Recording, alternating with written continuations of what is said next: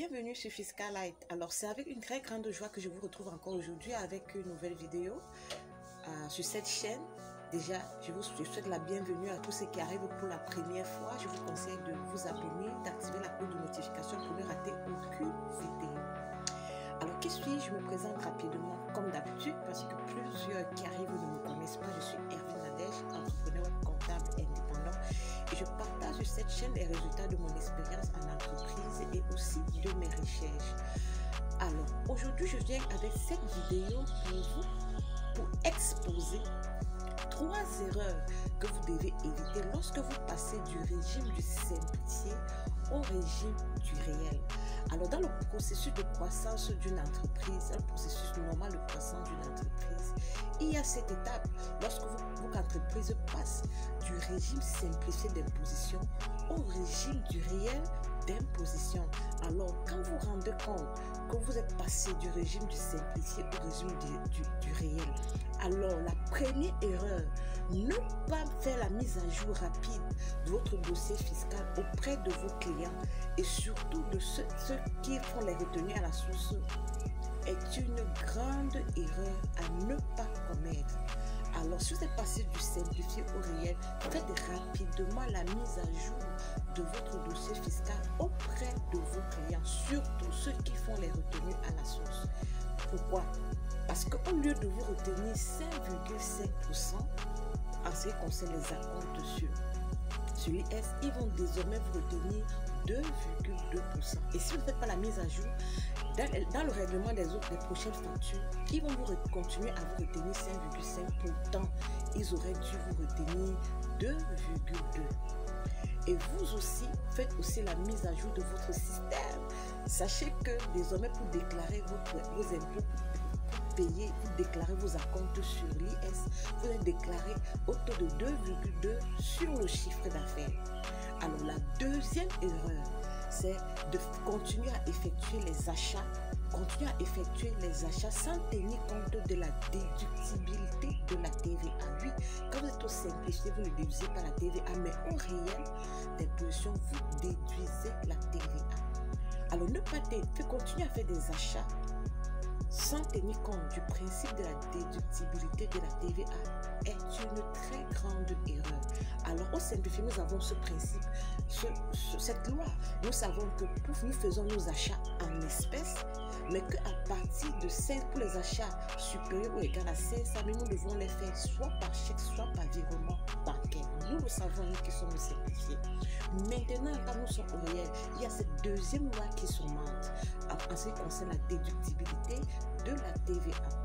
Cette loi stipule que la TVA ne peut être déductible sur les factures d'un montant supérieur ou égal à 100 000 francs que si cette facture est payée par chèque ou par virement bancaire. Alors faites attention aux achats. Faites attention lorsque vous faites des achats.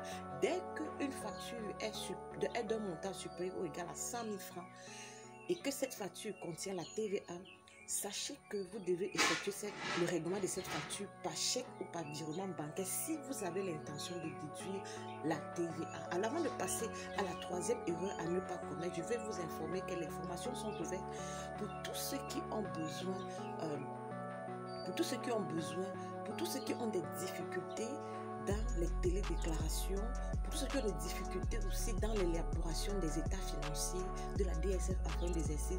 Les formations sont désormais, vous pouvez nous contacter aux adresses qui vont s'afficher à la fin de cette vidéo. Vous pouvez aussi nous contacter pour la création de votre entreprise au Cameroun à moindre coût ou pour tout autre service relevant de notre compétence. Avez-vous besoin d'un business plan ou d'un bilan semestriel, trimestriel, eh bien, contactez-nous. Nos adresses vont s'afficher à la fin de cette vidéo. Alors, la troisième erreur à ne pas commettre serait de déclarer votre TVA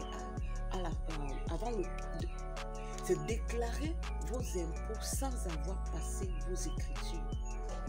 Quand vous êtes au simplifié, ça peut passer, mais quand vous êtes au réel, surtout si vous venez d'arriver au réel.